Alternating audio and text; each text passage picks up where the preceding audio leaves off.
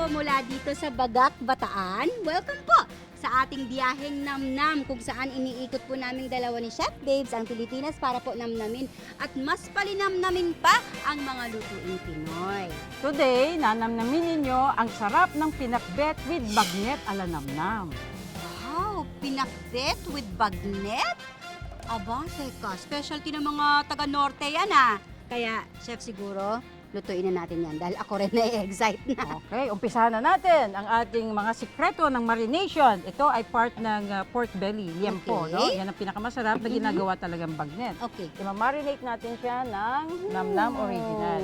Siyempre, ang namnam original eh, pang all-around seasoning yan eh. Diba? Kaya ganyan. Correct. Okay, so ito na-marinate na natin. Okay. Covered na. So Covered na ilalagay na siya. natin siya dito. Okay po. Okay. Boil to tender. Mhm. Yan. So yung lasa niya. Palalambutin. Oo. Mm. So ito tender na. Okay. Okay, ito na yung pwede mong i-deep fry. Mhm. Kanina nag-deep fry na tayo. So Okay. ito na ang labas. Isi-set aside natin. Ngayon ay magtutuloy na tayo ng pagluto ng ating pakbet. Okay. Okay. Po.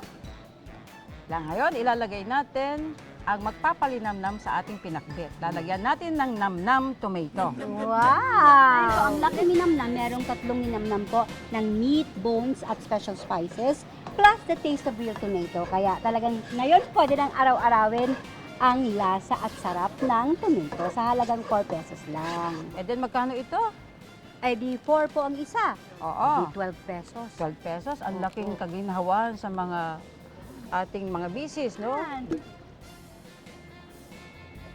Okay, nilagay na po ang hugas bigas. So, ilalagay na natin ito, yung lahat ng matitigas. Kalabasa, Yan ang nasa ilalim. gabi, Gabi, kamote, kamote, yan ito na po na. agad, talong. Oo, talong, patani. Matigas din yan. Opo. Kadyos. Ilocano, ha? Mhm. Okay, lalagay natin ang ampalaya. Oo, tapos itong ating okra. So, patigas hanggang sa umababaw tayo na pampalambot na. Okay. Tapos lalagay natin ang ating kalamismis.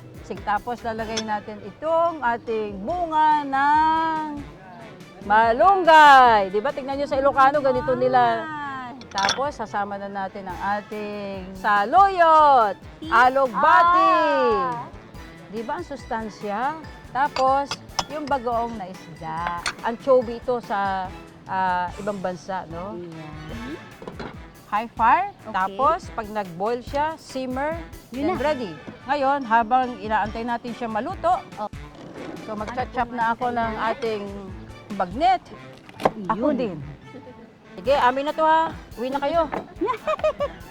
Hinilaan ko Okay. to. Mhm. At ito palagay ko Ready na? ready na. Yan na, oh. Sinakulo pa siya, oh.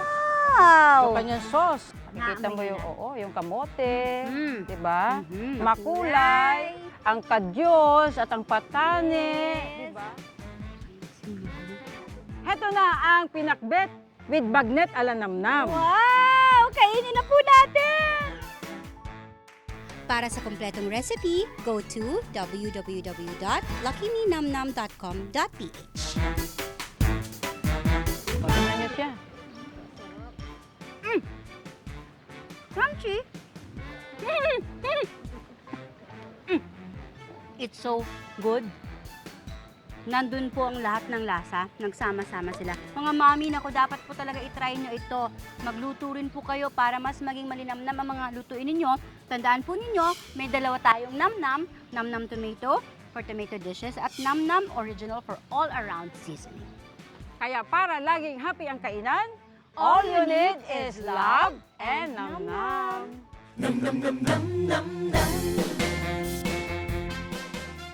Sarap ang gulay.